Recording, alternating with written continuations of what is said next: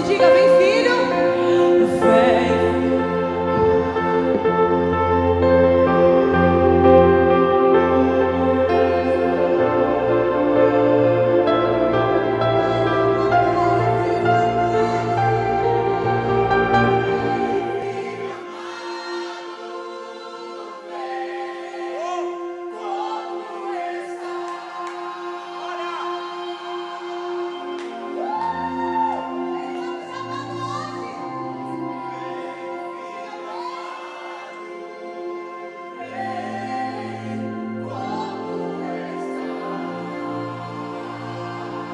Vem, filho amado, vem, filho amado, vem, filho amado, vamos, vamos, vamos.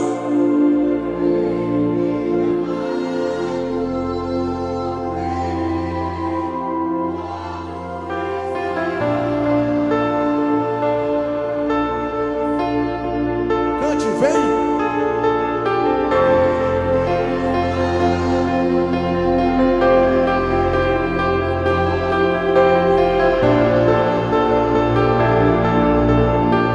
Diga vem, vem, e vem, filho amado.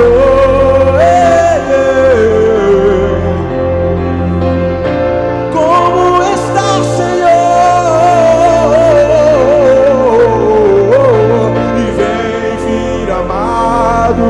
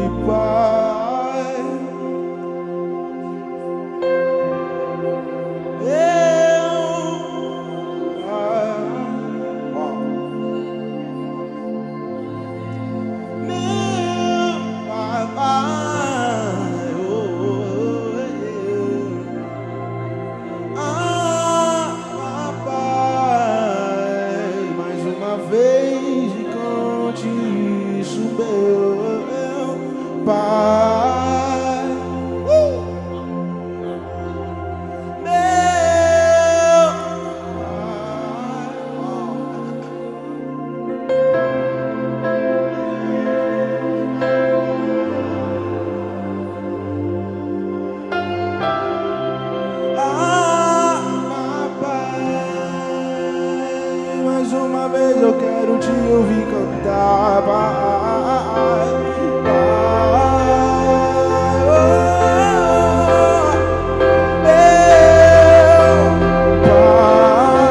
e diga meu Pai, Papai.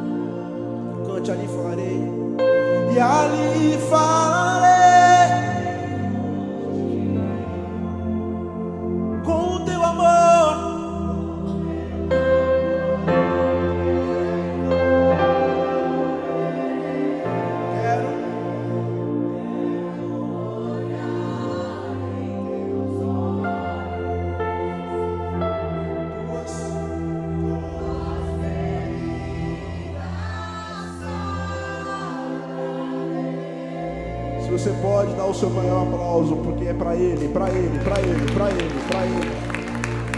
Para Ele toda honra, para Ele toda glória.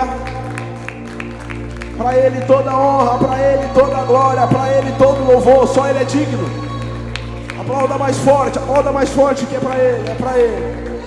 Aleluia.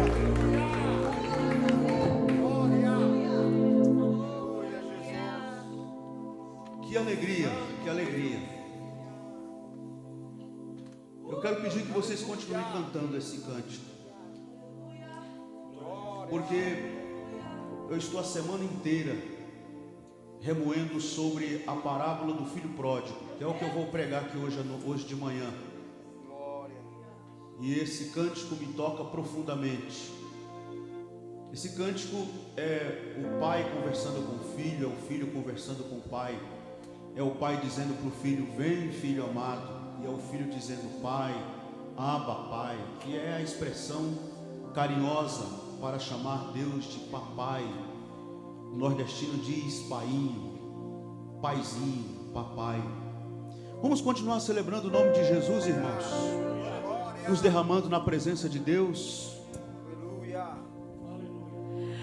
Vem, filho amado, vem, como estás? Aleluia. Diga: vem, vem, filho amado, como estás? Vamos chamar agora Ele pelo nome. Pai, meu Pai, meu papai,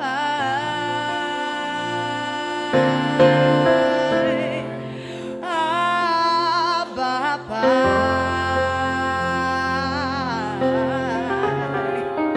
Vamos dizer: Pai. Você tem acesso para chamar Ele disso. Meu, cante, meu papai querido, meu papai,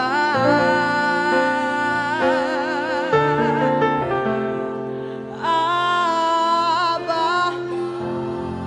Aleluia, glória a Deus. Aplauda mais uma vez ao nome dEle, porque Ele merece. Aleluia. Aleluia, Aleluia. glória a Deus. Podem sentar, irmãos. Glória a Jesus.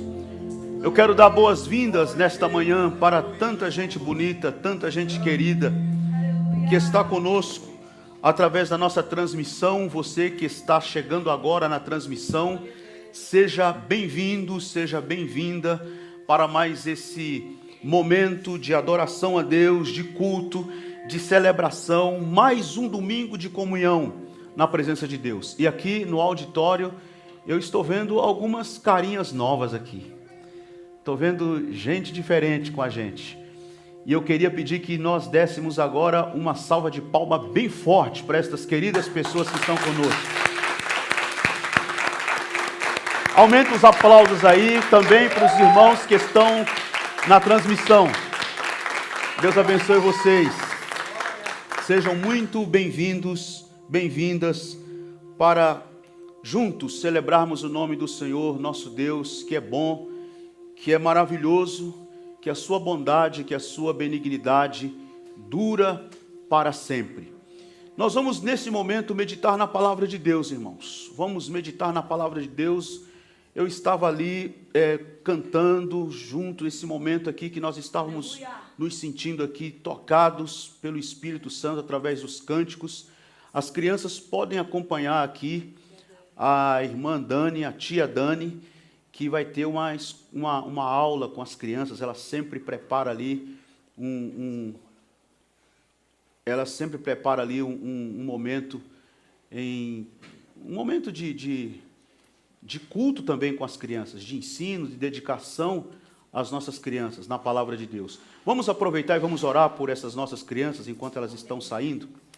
Pai amado, conduze agora, Senhor, estas crianças, a tia Dani, que vai nesse momento trazer a tua palavra a estas crianças, ensinar estas crianças no caminho ou o caminho em que elas devem andar.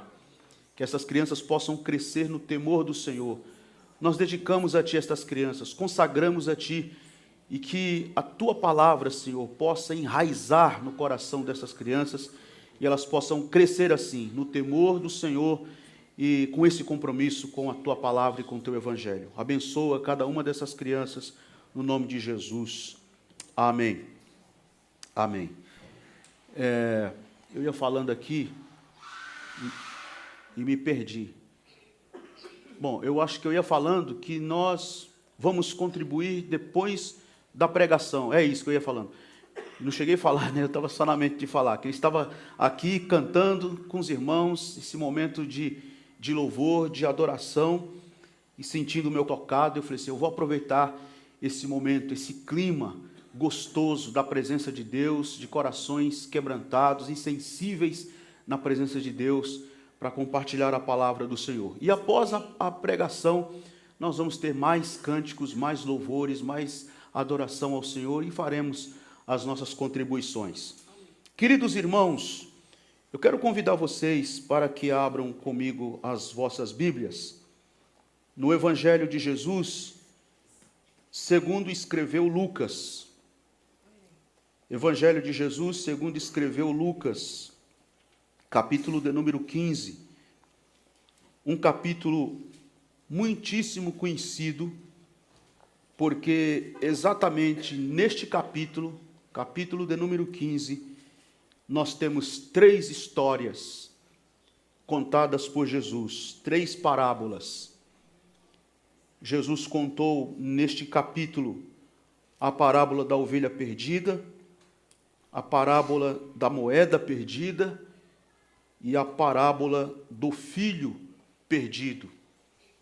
E eu quero meditar com os irmãos nesta manhã,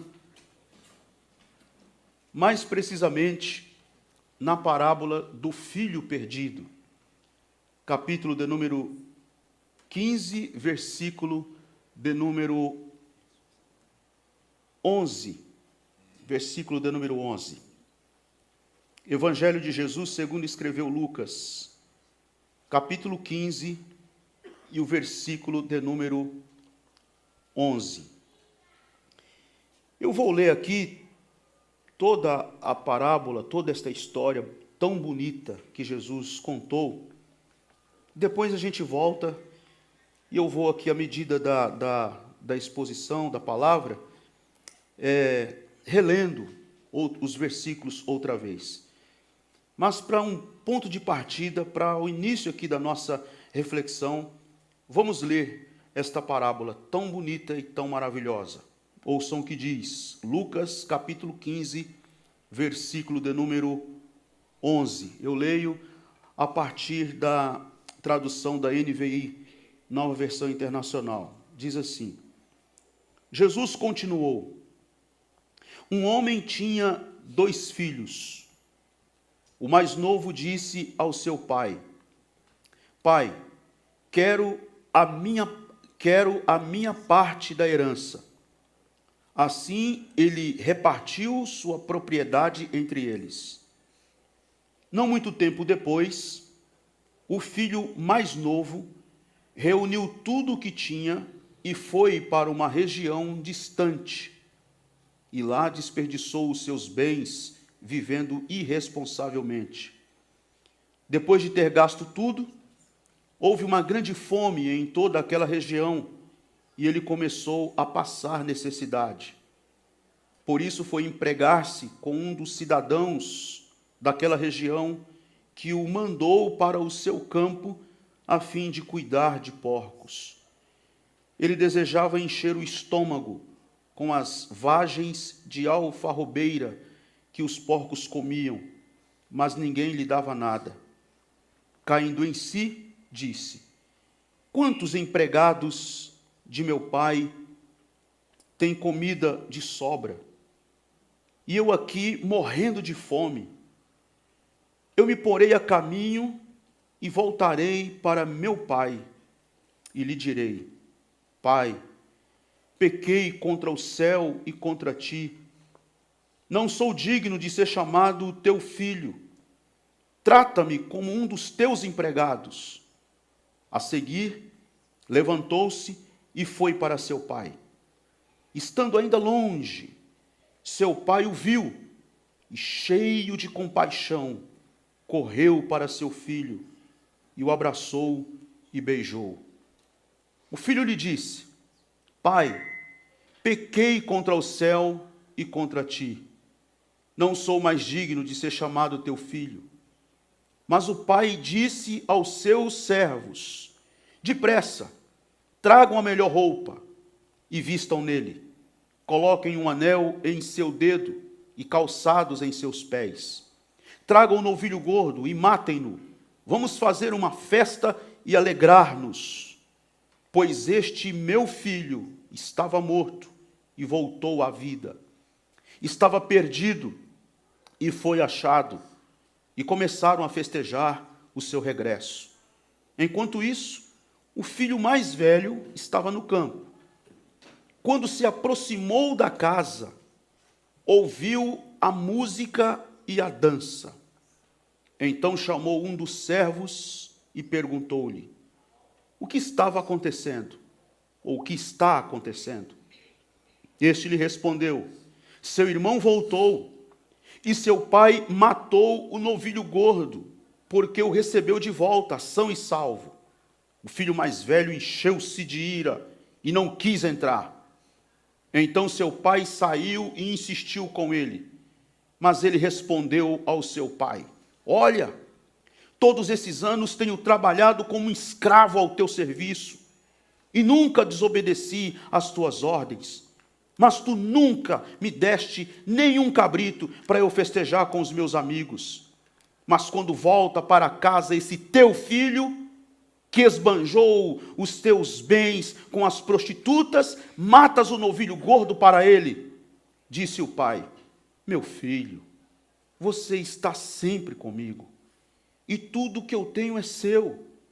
Mas nós tínhamos que celebrar a volta deste seu irmão e alegrar-nos, porque ele estava morto e voltou à vida, estava perdido e foi achado. Glória a Deus. Amém. Que história maravilhosa, que história cheia de ternura, cheia de afeto. Dostoiévski foi, talvez, o maior romancista da Rússia, ou da história russa. Conta-se que Dostoiévski foi condenado à prisão, e condenado à prisão, ele, com outros presos, foi colocado num paredão de fuzilamento. Ele iria ser fuzilado. Os prisioneiros ali apostos, prontos para receberem as primeiras rajadas contra eles. Os soldados já com seus fuzis em posição, e de repente, na hora da execução, veio uma ordem, uma segunda ordem, e a segunda ordem foi que a execução fosse suspendida, que eles não seriam mortos. No último minuto ali, Dostoiévski, com os outros prisioneiros, escaparam, resolveram não executá-los mais, mas ele foi mantido preso na Sibéria. Você pode ler sobre as suas condições, as condições da prisão naquela época. Ratos, baratas pelo chão, o odor fétido dos prisioneiros, o insuportável frio no inverno, o calor intenso no verão.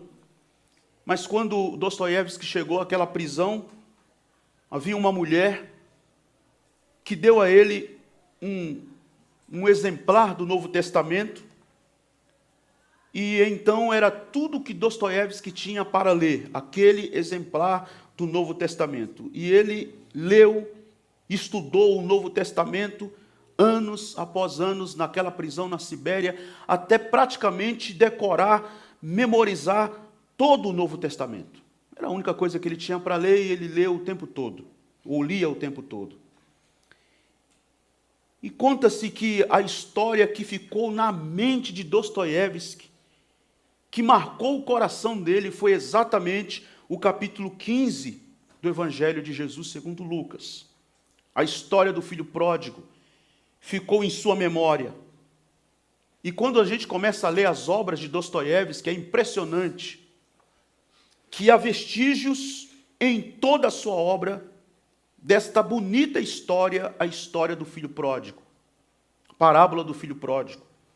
Leia, por exemplo, obras como Os Possessos, os irmãos Karamazov, e todos os livros famosos que ele escreveu, e você vai ver que em cada obra contém um pouco da história do filho pródigo.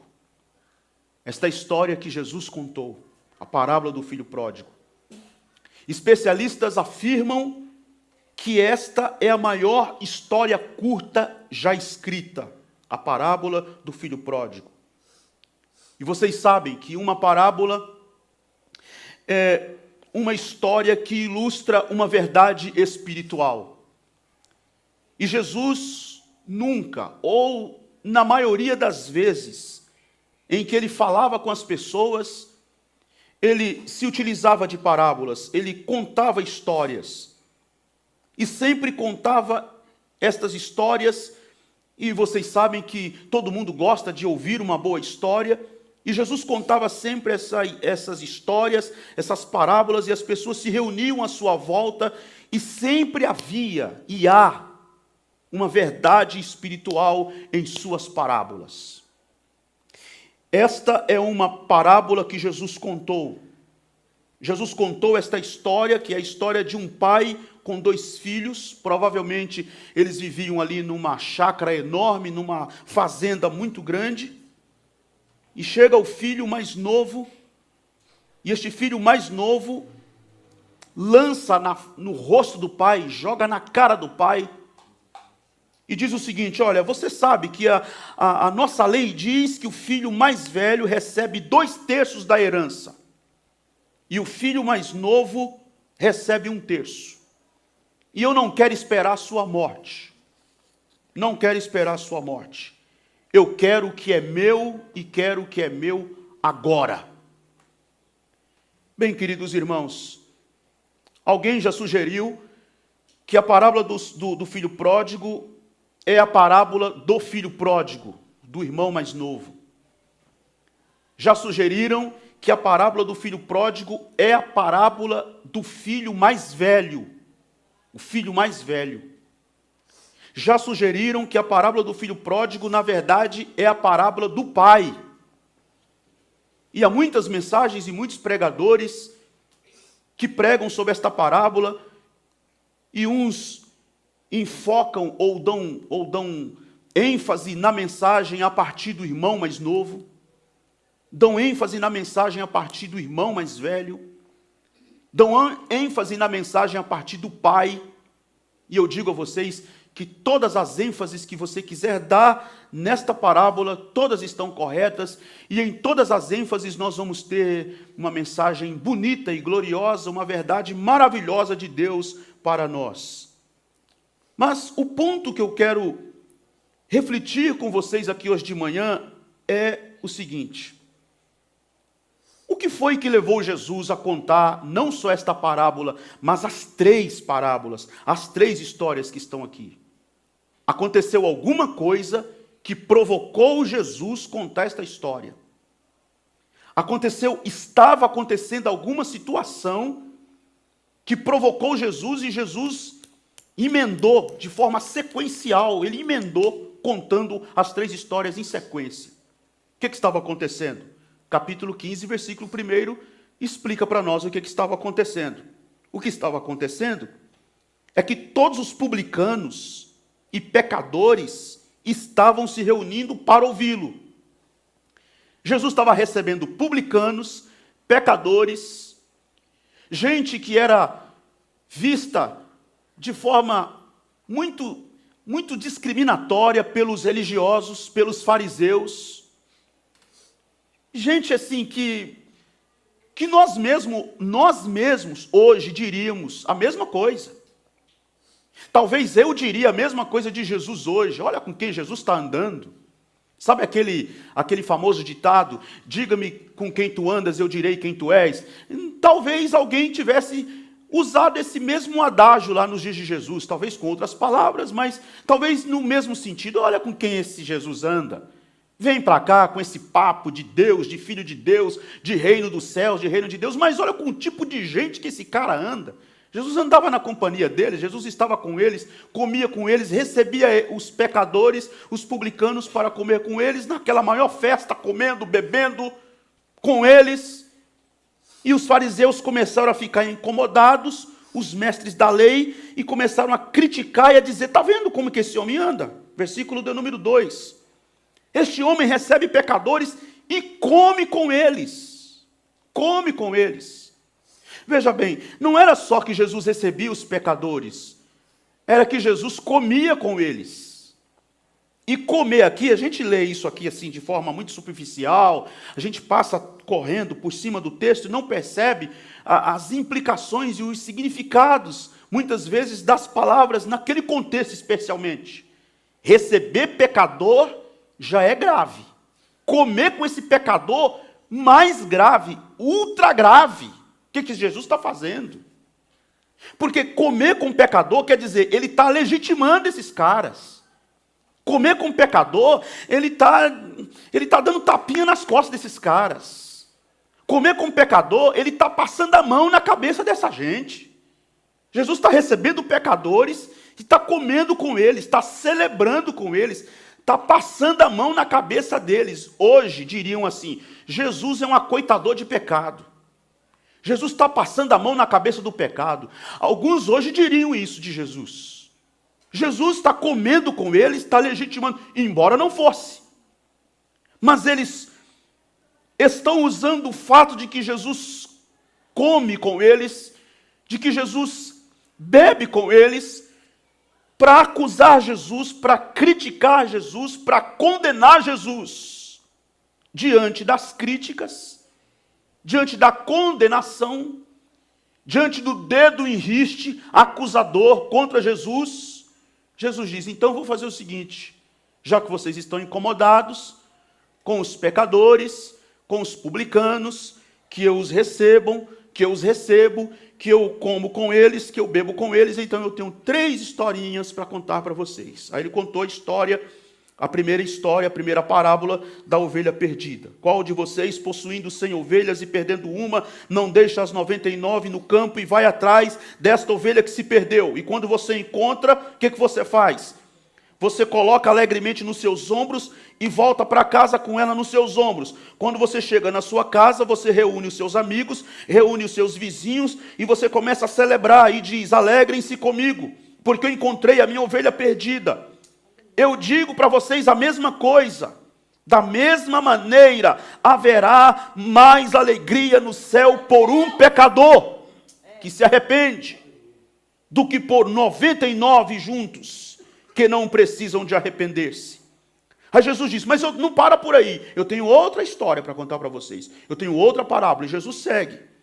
Qual a mulher que, possuindo 10 dracmas, ela perde uma dracma? Perder uma dracma, a dracma era uma moeda de prata que equivalia à diária de um trabalhador forçado, um trabalhador braçal. Um dia de trabalho forçado de um trabalhador braçal. Calcule aí o que vale hoje um dia de um pedreiro hoje. O que vale o dia de uma diarista hoje. Basicamente, então esta mulher, possuindo 10 dracmas, perdeu uma delas. E aí ela fica desesperada e varre a casa, acende as velas dentro de casa para iluminar, e varre para um lado, varre para o outro, arrasta os móveis do lugar para encontrar esta dracma. E quando encontra, ela reúne as suas amigas, as suas vizinhas e diz: venham, vão se alegrar, venham alegrar-se comigo, porque eu encontrei a minha moeda que estava perdida. Eu digo que da mesma forma há alegria na presença dos anjos de Deus por um pecador que se arrepende. Um pecador que se arrepende provoca alegria, provoca festa no céu, provoca festança entre anjos nos céus que celebram por um pecador que se arrepende. Aí Jesus diz: mas calma um instantinho, eu não terminei ainda, eu tenho mais outra historinha para contar para vocês, eu tenho outra parábola. E aí ele conta a parábola do filho pródigo. E nós lemos aqui a propósito toda esta parábola, do versículo 11 até o versículo de número 32.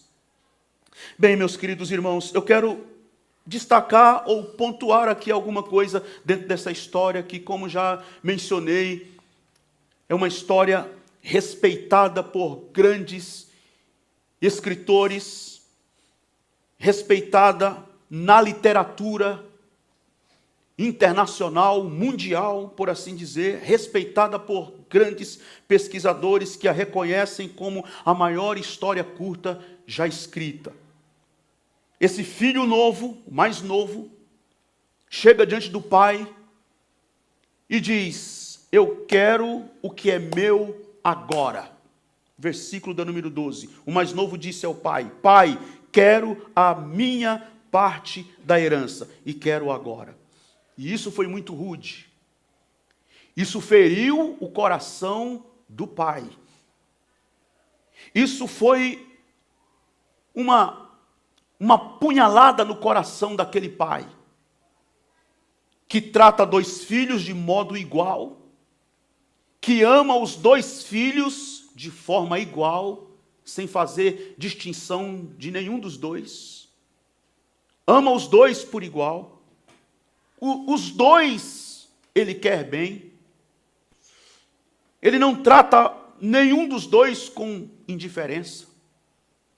Os dois foram bem tratados, bem criados, bem educados, bem cuidados. E agora este filho, na impetuosidade da juventude, na impetuosidade do jovem, não sabemos o que passava na cabeça desse rapaz. O que ele estava pensando?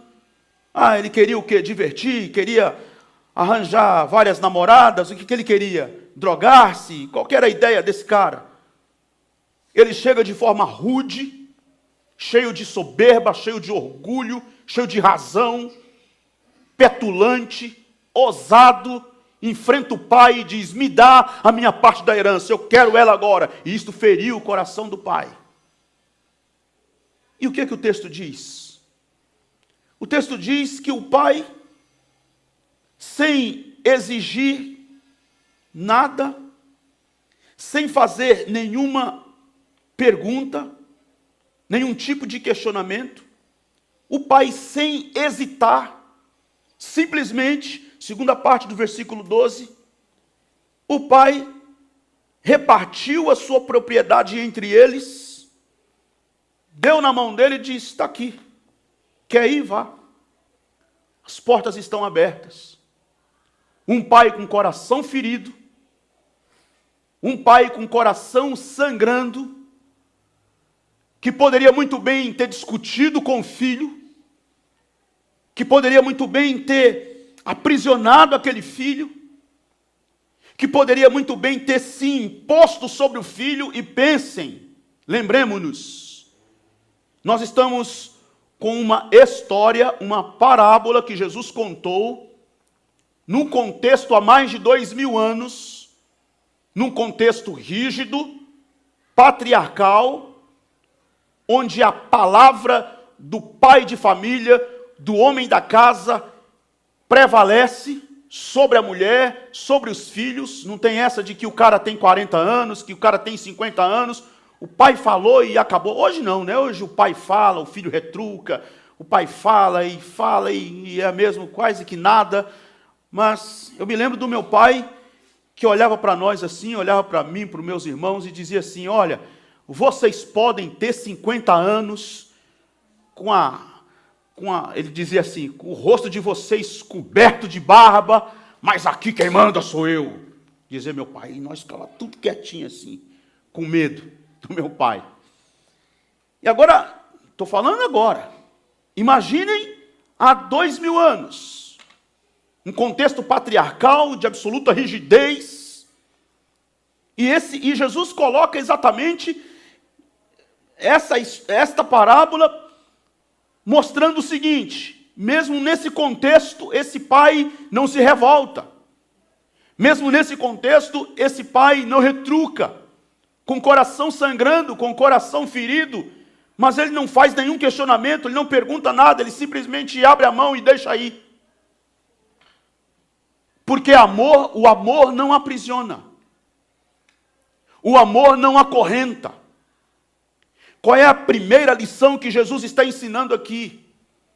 Que Deus o Pai, representado na parábola que Jesus estava contando, é um Pai amoroso e bom, é um Pai que ama, e é um Pai que ama e se torna até refém desse seu amor.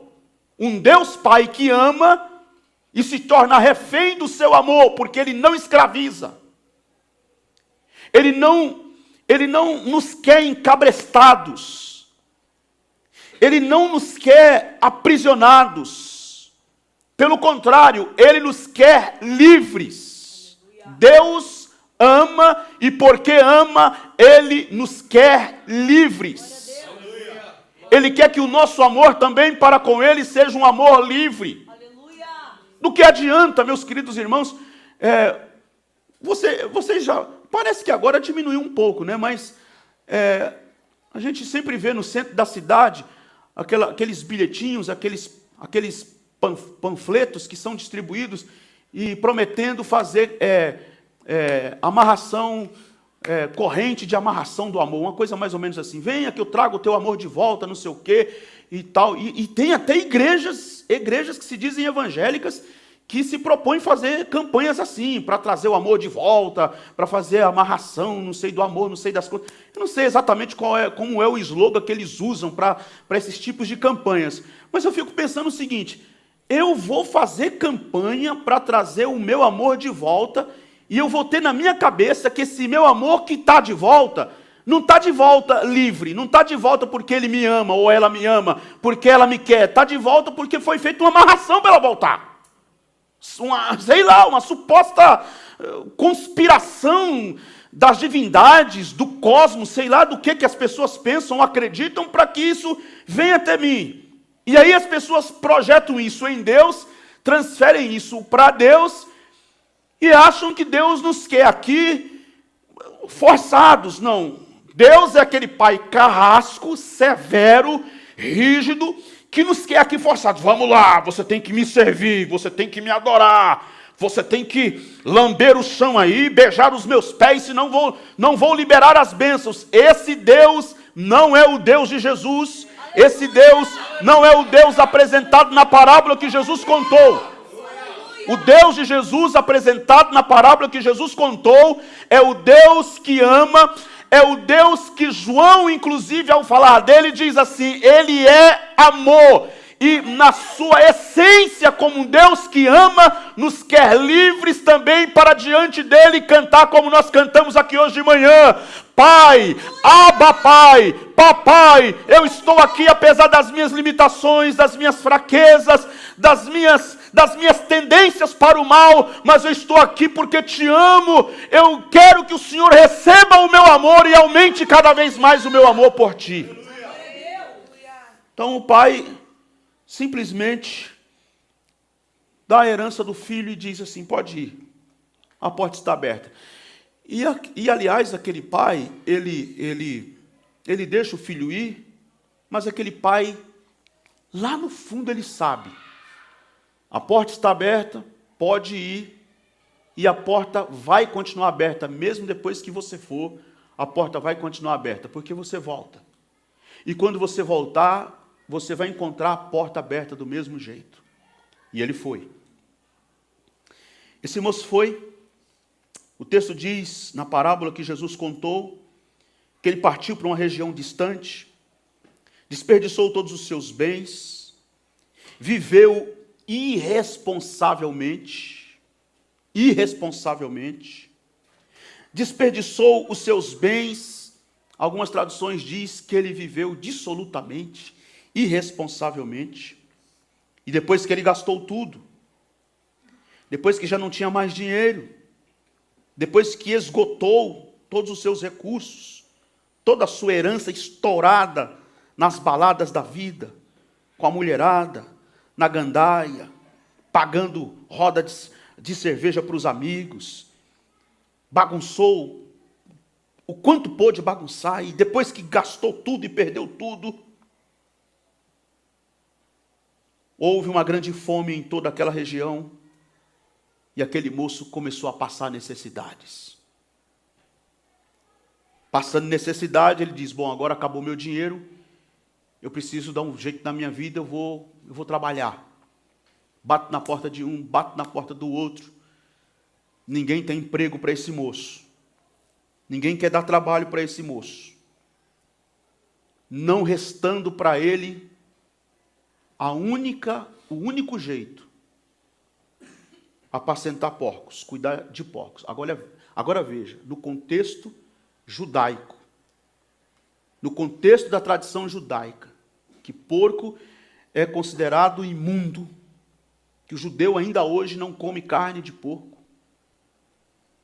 Cuidar de porcos, apacentar porcos, não há uma profissão, um trabalho mais humilhante.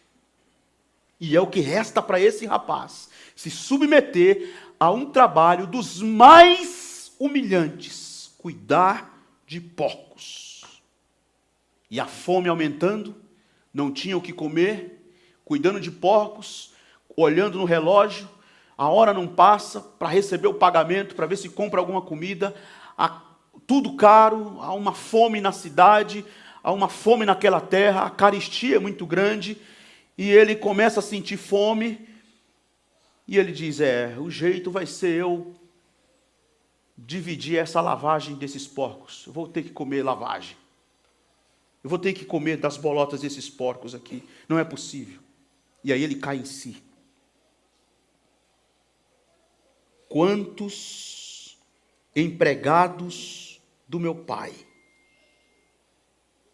têm comida de sobra, têm abundância de pão, e eu aqui perecendo de fome. Aquele rapaz cai em si para dizer o seguinte, quão feliz eu era a minha vida inteira, e eu não sabia. Quão feliz eu era a minha vida toda, e eu nunca dei valor.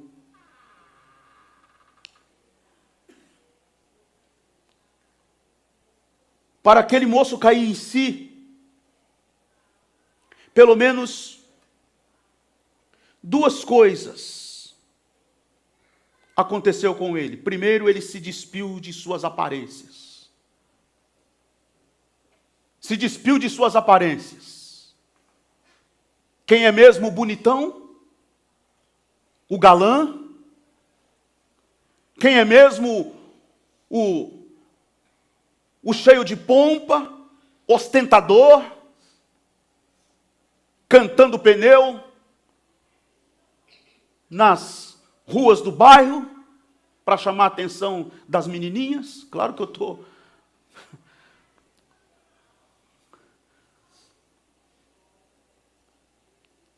bonito, pagando de bonitão. Quando chega nas festas, opa, chegou com as roupas caras, tênis de marca, bem penteado, bem arrumado.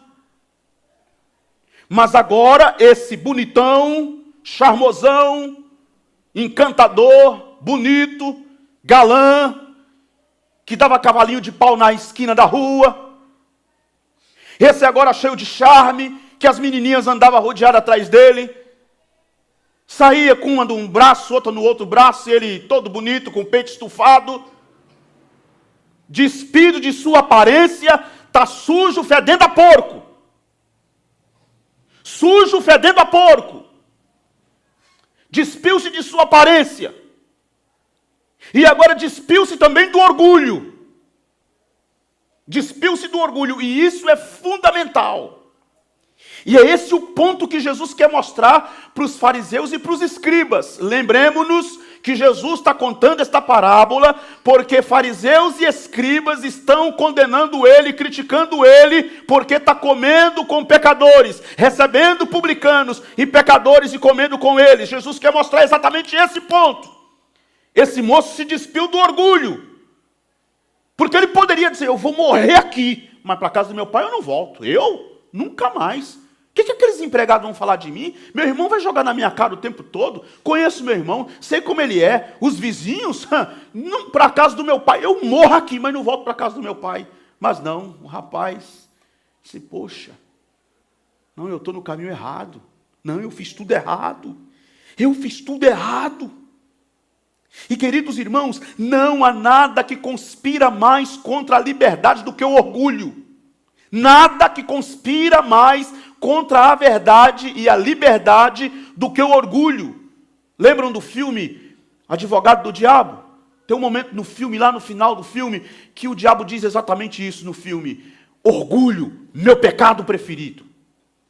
Nada conspira mais contra a verdade e a liberdade do que o orgulho. O que eram esses fariseus? Ou quem eram esses fariseus? Esses mestres da lei que condenavam Jesus, que criticavam de Jesus por receber pecadores e publicanos e comer com eles. Orgulhosos, pautados e apoiados do seu orgulho, de cima do seu orgulho, olhando para o outro de cima para baixo. Em outras palavras, nós somos melhores do que esses publicanos. Nós somos melhores do que estes pecadores. Quer saber de uma coisa? Nós somos melhores do que esse tal Jesus até. Nós somos melhores do que esse Jesus. E esse Jesus que fala de reino, que fala de bondade, que fala de amor, está aí comendo com pecadores e com publicanos e recebendo eles. E aí Jesus conta a parábola do filho pródigo para dizer, sabe esse pecador, sabe esse transgressor, sabe este que feriu o coração do pai, sabe este agressor contra a glória e a honra do próprio pai, na condição de pai, ele está sujo, ele está despido de sua aparência, mas ele está despido de sua arrogância, ele está humilhado, quebrantado, quebrado e despido de seu orgulho, apacentando porcos, mas lembrando que na mesa do Pai tem fartura de pão, e é essa atitude dele que leva ele a conquistar o espaço na casa do Pai, que na verdade ele nunca perdeu, foi ele quem abandonou, mas o Pai chama ele à mesa de novo e diz, vem filho, porque a mesa continua sua, e há lugar, há espaço para você na mesa ainda.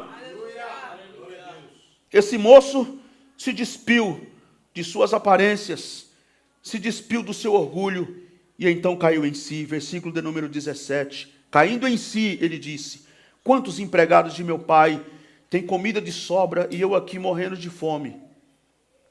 Vou me levantar, vou para o meu pai. Ele começou a fazer um ensaio.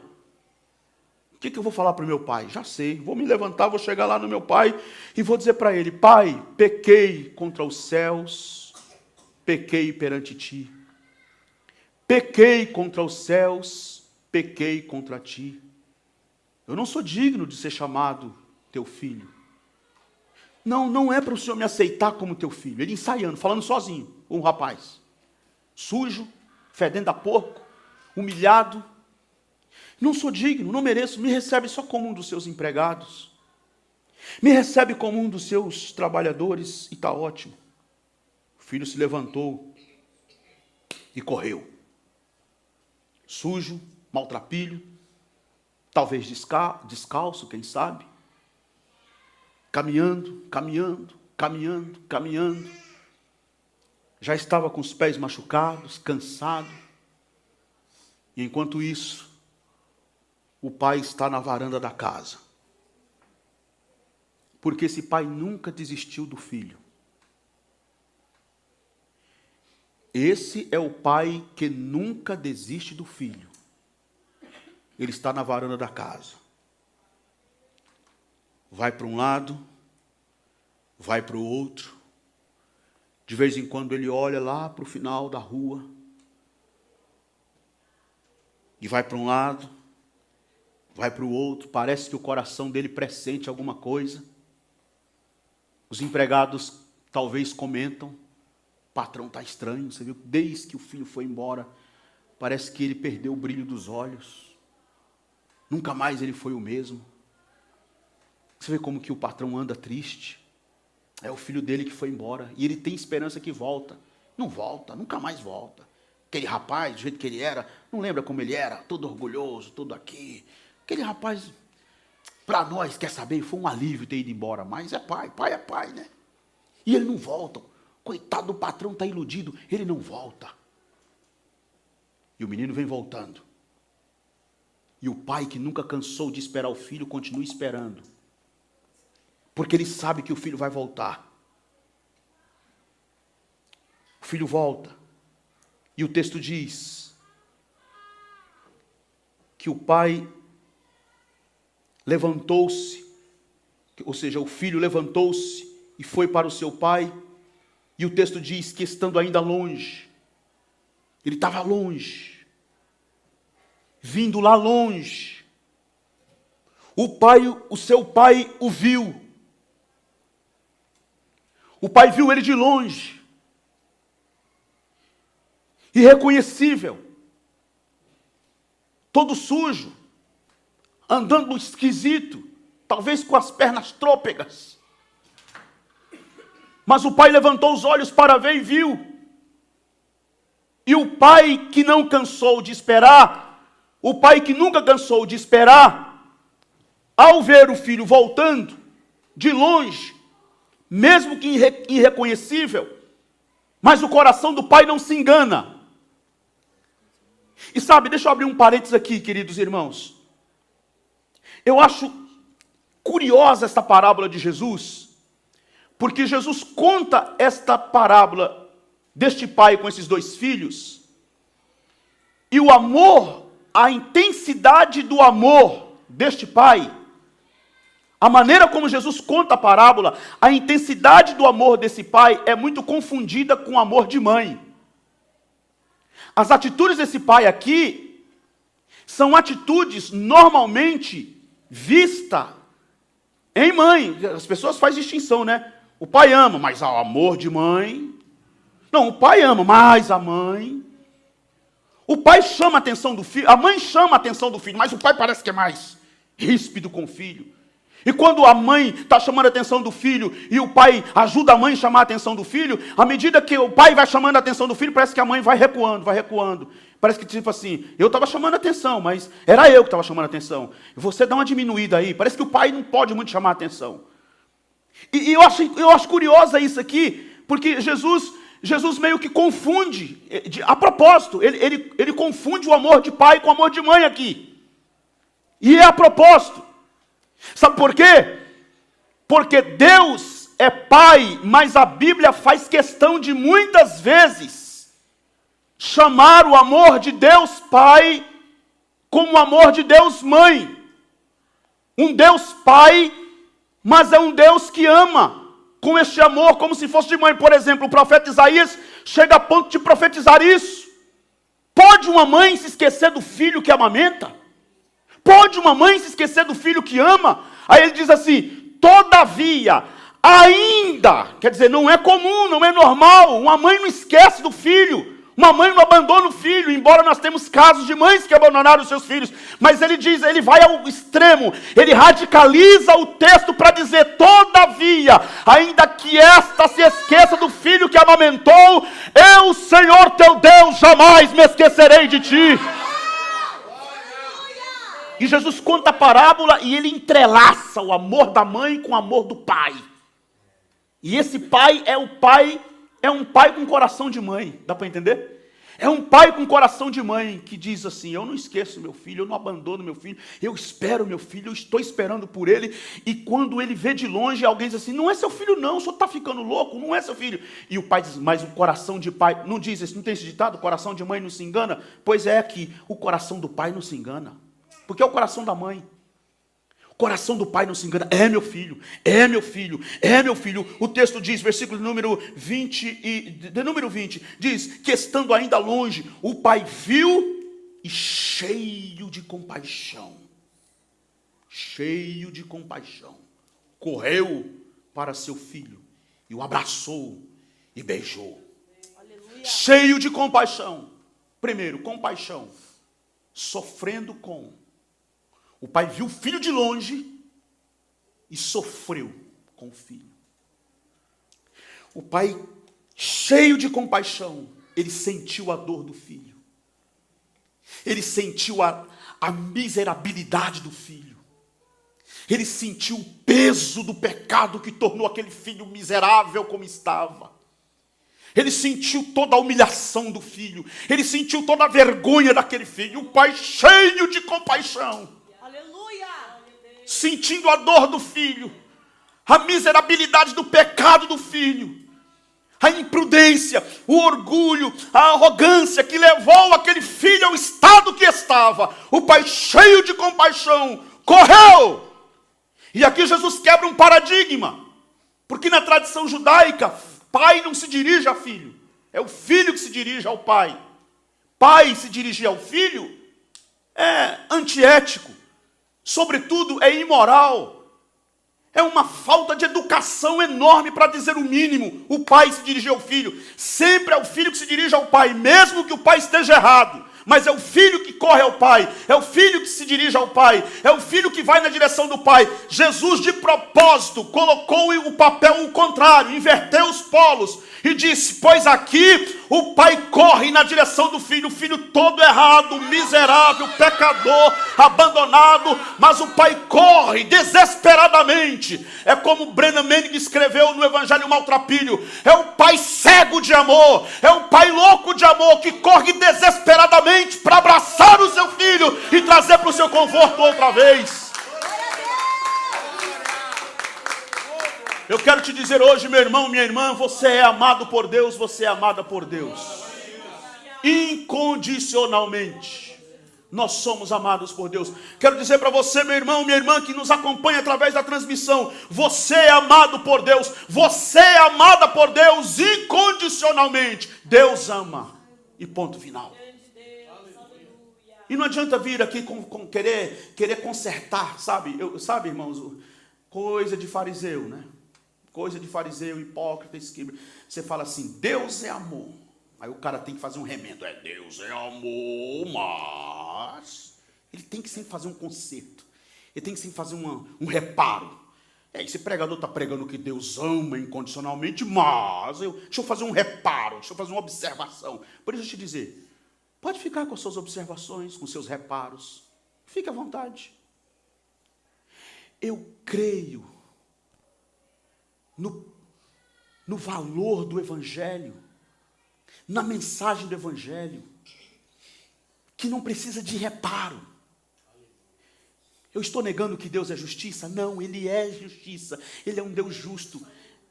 A única coisa que eu nego mesmo aqui, não é que eu nego, é que não existe. Né? Não existe. Deus é justiça, Deus é amor, mas esse mas foi inventado aí, não sei por quem. Porque não está no texto, não está na Bíblia. Deus, mas não tem mas. Deus é amor e Deus é justiça. Engraçado, eu vi um pastor falar, não me lembro quem, mas eu ouvi um pastor falar, não faz nem muito tempo, e ele fez uma observação que eu achei interessante. Ele falou assim: engraçado que quando a gente prega Deus é justiça, Deus é um Deus de justiça, ninguém faz essa observação.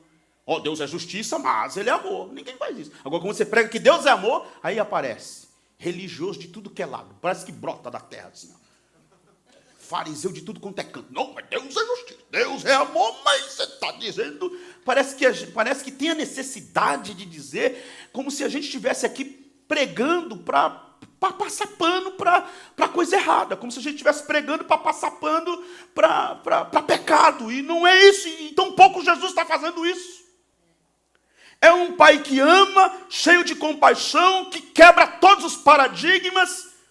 Se o filho se despiu do seu orgulho, se o filho se despiu de suas aparências, o pai também, em certo sentido, se despiu da tradição, do que vai pensar a vizinhança, se despiu da tradição religiosa, se despiu do que diz os homens, do que pensam os homens, e diz: meu filho, eu vou correr atrás dele, custe o que custar, eu vou atrás dele. E correu na direção do filho.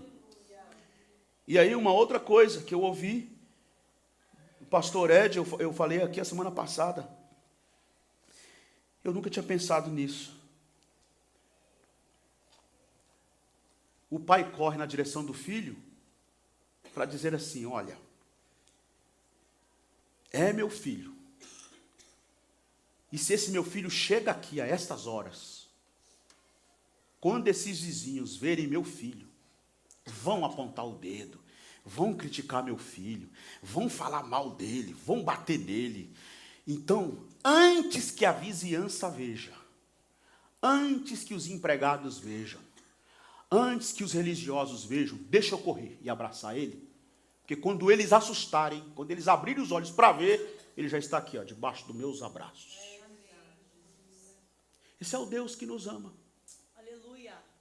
Esse é o Deus que te abraça, minha irmã, que te abraça, meu irmão. Ah, estão falando de mim, estão me criticando. Você está debaixo do abraço deste Deus que ama. E é este amor protetor mesmo. Este amor que nos conforta. Debaixo desta enxurrada de ataques. De pessoas que te criticam, que te atacam. Que te acusam.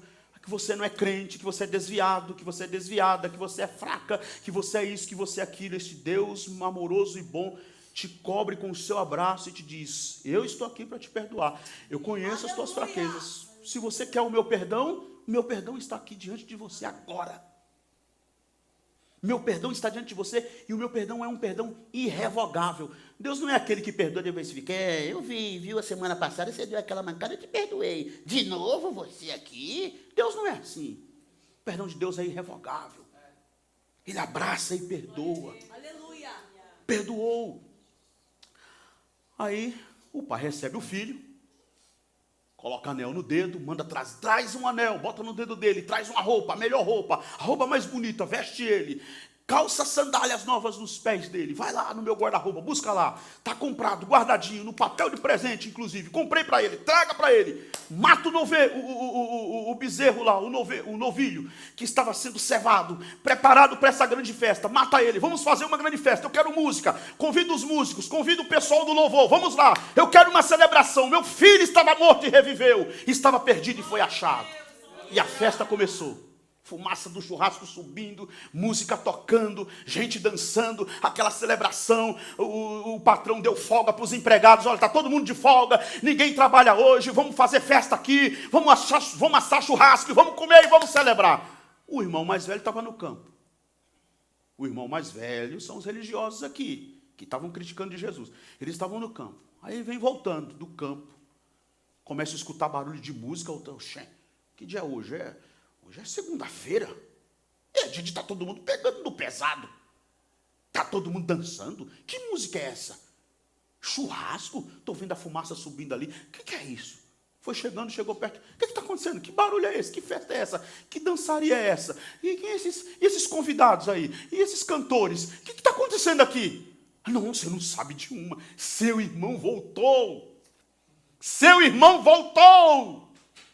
E seu pai, você tem que ver seu pai. Você tem que ver os olhos do seu pai. Chega, brilha. Ele tá como um menino. Ele está como uma criança. Ele não sabe o que faz. Seu irmão voltou. Meu irmão voltou. O irmão mais velho já trincou os dentes. Já fechou a cara. O texto diz que ele cheio de ódio. Cheio de ódio. O filho mais velho encheu-se de ira e falou assim: eu é que não vou entrar nessa festa. Você não vai na festa do seu irmão? Eu? Festa de que irmão? Eu nem irmão tenho, rapaz. Isso não é meu irmão. Isso é um irresponsável. Isso é um ingrato que pegou a herança que ele tinha. Eu quero ver se meu pai vai dar alguma coisa aqui para ele, porque aqui ele não tem mais nada. Mais nada ele tem aqui. Porque tudo que ele tinha ele já levou embora. O pai já deu para ele. Aqui eu não quero ele. Aqui eu não fico com ele. E eu não entro nessa festa. Eu não entro na festa de gente folgada, de gente ingrata, de gente gastona, de gente irresponsável. Eu não entro nessa festa. E aí o patrão corre lá porque o moço tá virado. O rapaz está rangendo os dentes. E o pai chegou perto do filho. E aí o rapaz, enfurecido, olhou para o pai e disse: escuta aqui, eu nunca levantei a minha voz contra o Senhor, nunca desrespeitei o Senhor, mas escuta que eu tenho umas verdades para falar para o Senhor aqui hoje, e hoje quem vai embora sou eu. Olha bem, preste bem atenção, todos esses anos eu tenho trabalhado como escravo ao teu serviço. Olha a ideia que esse filho tinha. Olha como ele olhava para o pai. Olha como ele se relacionava com o pai. O olhar desse filho mais velho para com o pai era de uma relação escravo-senhor. Ele mesmo está dizendo: todos esses anos trabalhei como escravo ao teu serviço. E nunca desobedeci às tuas ordens. Religioso, típico do fariseu, do religioso. Mérito. Eu faço, eu oferto, eu jejuo, eu consagro. Ele é um escravo mesmo. Escravo da própria religiosidade dele. Escravo do ídolo que ele construiu na cabeça dele, que ele chama de Deus. Ele chama esse ídolo de Deus. Eu sirvo a Deus, eu sou servo de Deus. Não, você não é servo de Deus. Você é servo do ídolo que você criou e que você chama de Deus. É esse rapaz que olha na cara do pai e diz: todos esses anos servi como escravo ao teu serviço. O filho olhou para o pai numa relação escravo-senhor. Mas eu acho lindo, pai. Ei, pai. O filho olha para a cara do pai, fala na cara do pai, joga na cara do pai: eu trabalhei esse tempo todo como escravo a teu serviço. O pai olha para ele e diz: meu filho. Meu filho. O pai devia ter respondido para ele, né? Se fosse eu, responderia. Se fosse eu? Pois é, meu escravo. Pois é, meu serviçal. Baixa o tom em primeiro lugar para falar comigo. Baixa o tom. O pai não. O filho todo bravo, irado. O pai já sabia. Você está aqui, você é meu filho, mas você se comporta como escravo. Está assim de crentes na igreja. É filho se comportando como escravo. É filho se comportando como um serviçal que é obrigado a carregar todos os julgos, todos os pesos sobre si. Nunca parou para pensar que o fardo de Jesus é leve, que o seu jugo é suave e que o seu apelo não é: venham ser meus escravos, mas o seu apelo é: vinde a mim todos cansados e sobrecarregados, que eu vos aliviarei. Enquanto o filho diz assim: eu trabalhei como teu escravo, o pai diz: meu filho, você sempre está comigo. Você trabalha como escravo porque você quer ser escravo. Eu não quero você como escravo. Você não é meu escravo. Você é o meu filho. 3 bênçãos aqui o filho mais velho tinha. Nunca prestou atenção que tinha. Está assim de crente na igreja, que faz campanha para receber bênção, e bênção, e bênção, e campanha, e acaba uma campanha, faz outra campanha, porque eu quero bênção, eu quero bênção, eu quero bênção. E a bênção já está com ele, mas ele está fazendo campanha para fazer, pagando penitência, pagando voto, pagando isso, pagando aquilo, correndo atrás disso, daquilo, de profeta, de apóstolo, não sei o quê, porque ele quer, e quer, e quer, mas a bênção já está com ele, e ele está fazendo todo esse sacrifício de tolo. Todo esse sacrifício de tolo. O pai diz assim: primeira bênção, meu filho. A bênção da filiação: você é meu filho. O pai chama ele de filho. Você não é meu escravo, você é meu filho.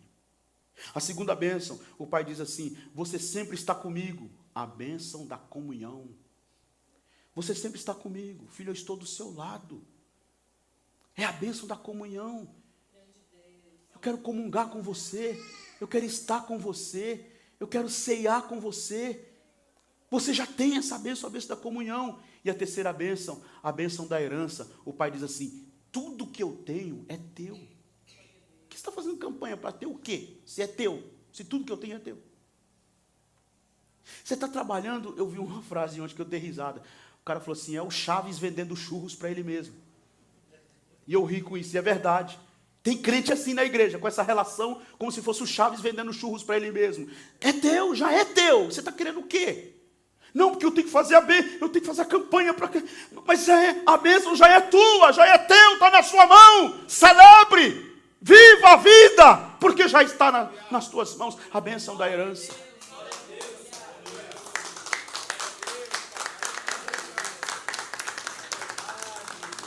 E por último, meus queridos irmãos,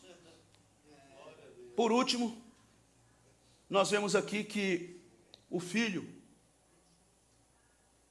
a parábola do filho pródigo, não tem final. Vocês viram aí, né? Nós lemos tudo, lemos do versículo 11 ao versículo 32 e não tem final. Como é que ela termina? Termina sem terminar. O pai termina com o pai dizendo para o filho mais velho: nós tínhamos que celebrar a volta deste seu irmão e alegrarmos, porque ele estava morto e voltou à vida.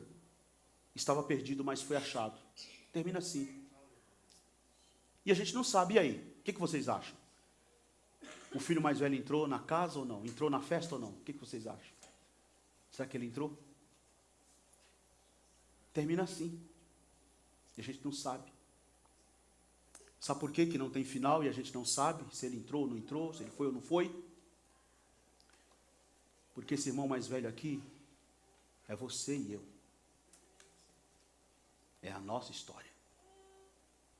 É você quem decide se vai entrar na festa ou se vai ficar do lado de fora, no grupo dos fariseus e escribas, falando mal de Jesus, porque come com pecadores e com publicanos.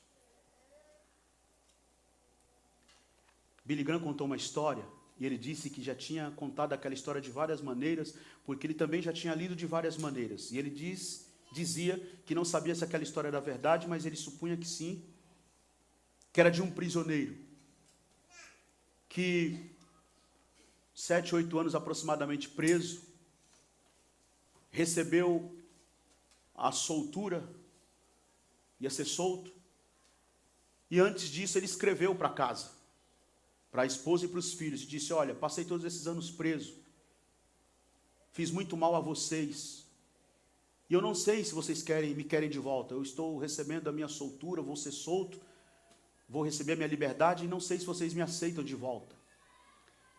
E eu vou estar num ônibus assim, assim, assim, no dia em que eu sair, eu vou entrar num ônibus tal e tal, esse ônibus passa na frente de nossa casa.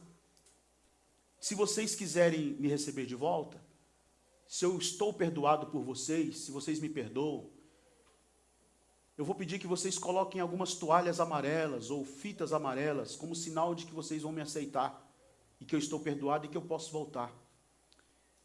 Se isso não acontecer, eu vou embora, vou passar direto e vou ver o que vou fazer da minha vida, que lugar vou viver, e vou entender os motivos de vocês não quererem me perdoar.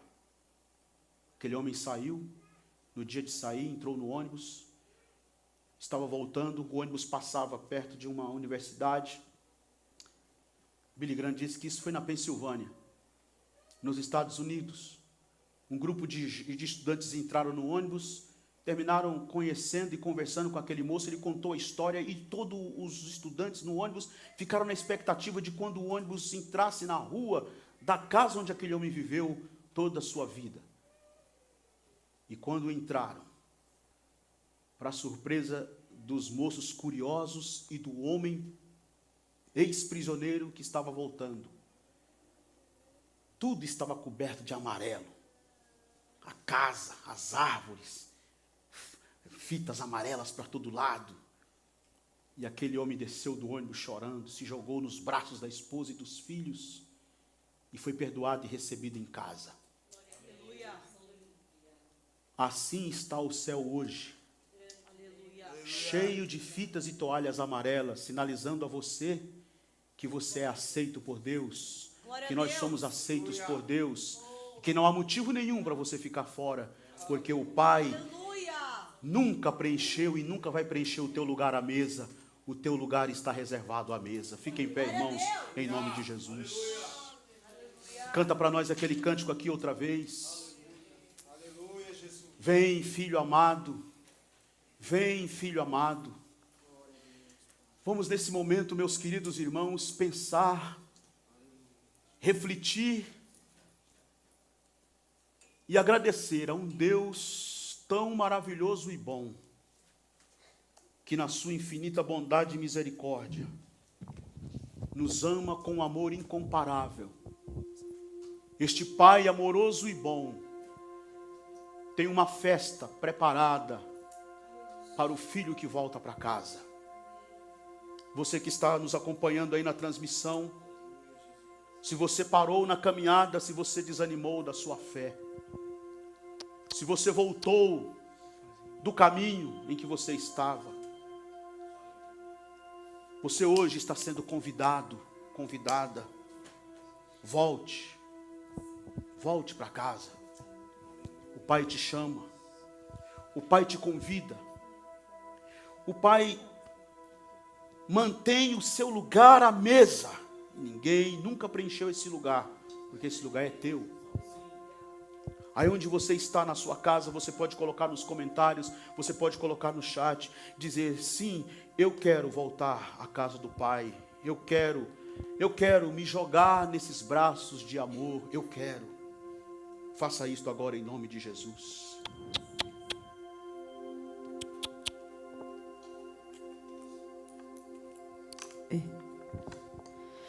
Vem, filho amado, vem em meus braços, descansa.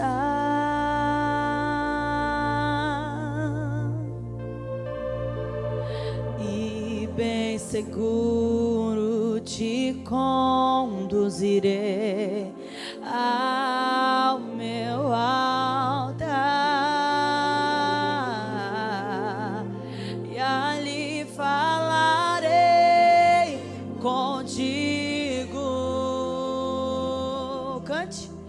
Com meu amor te envolverei.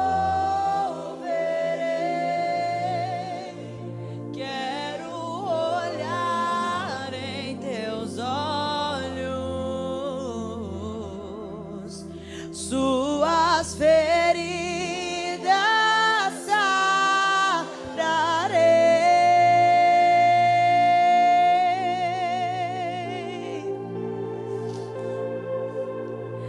Vem, filho amado, vem como estás.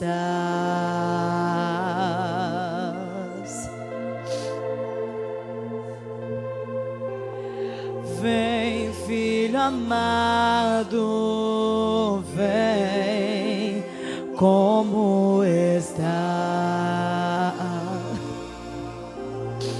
Será que você pode dizer: vem, filho, vem, filho? Aproveite esse momento.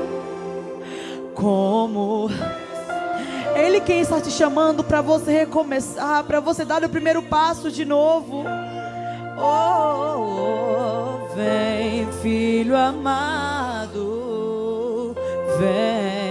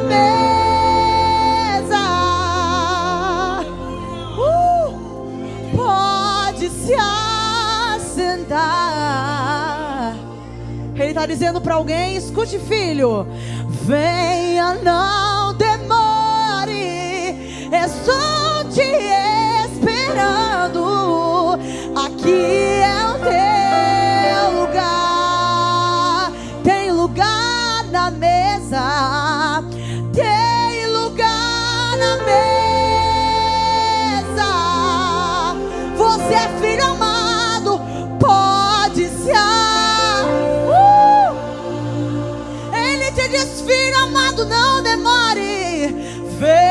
venha não.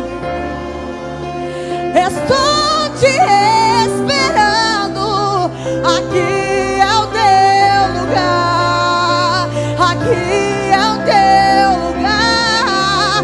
Aqui é o teu lugar.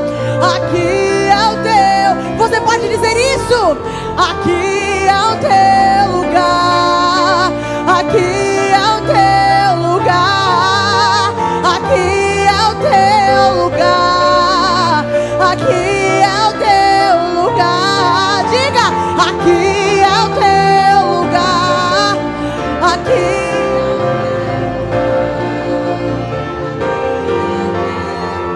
Não existe lugar melhor. Não existe outro lugar. Aqui é o teu lugar. Aqui é o teu lugar. Aqui é o teu lugar. Aqui é o teu lugar. Venha, não demore. Estou te esperando. Aqui é o teu lugar. Mais uma vez para você entender. Venha, não demore. Estou te esperando. Aqui na minha casa, nos meus braços é o teu lugar. Aplauda o nome de Jesus. Aleluia.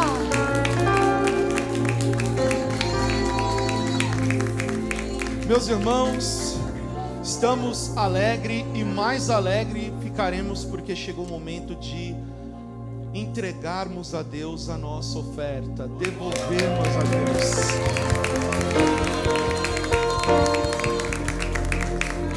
Quero dizer a você que está à distância, que está nos assistindo, a você que está aqui presente, que a sua oferta, a direção da sua oferta até este lugar tem mantido, tem permitido a manutenção dessa casa de oração, que hoje receberam aqui, né, todos nós, rostinhos novos aí, e eu vi ali a live, também estava assistindo por ali, muitas pessoas também que não se manifestaram em alguns outros dias, estão se manifestando. Vocês verem o tamanho do alcance, e tudo isso se faz porque há mãos unidas que estão colaborando com essa obra. Não deixe de colaborar. O Nilson não pediu, mas eu queria registrar. Eu acho que nessa semana não deu para fazer por causa da chuva, mas toda aquela campanha, pessoal, que está direcionada para os moradores em situação de rua, ela está de pé, sim. E não só o fato de se falar do Evangelho, mas se trazer o cobertor que se é falado do Evangelho, se trazer o acolhimento que é falado a partir do Evangelho. Então, isso também tem sido fruto do esforço e da direção da oferta de vocês. Então, não deixe de contribuir e faça isso com muito prazer. E tenha certeza que você estará ajudando não só outras pessoas a serem alcançadas, mas aquelas que são reconhecidamente anônimas mesmo, redundantemente anônimas, e que você não tem ideia que estão sendo alcançadas pelo poder de Deus e pela prática verdadeira do Evangelho. Você que trouxe a sua oferta em espécie, pode direcionar aqui, eu chamo ele de gasofilaço improvisado da gente. Você que está em casa, o Pix e o QR Code está à disposição. Você que está aqui, faça com toda a paciência, nós não temos pressa.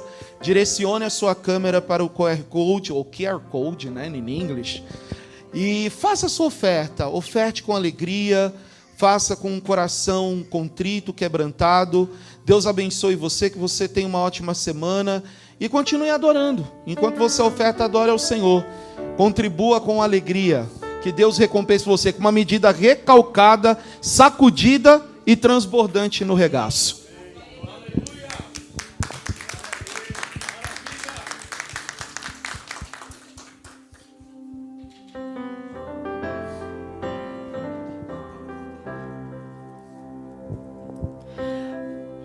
Por tudo que tens feito, por tudo que vais fazer, por tuas promessas e tudo que és, Eu quero te agradecer com todo o meu ser.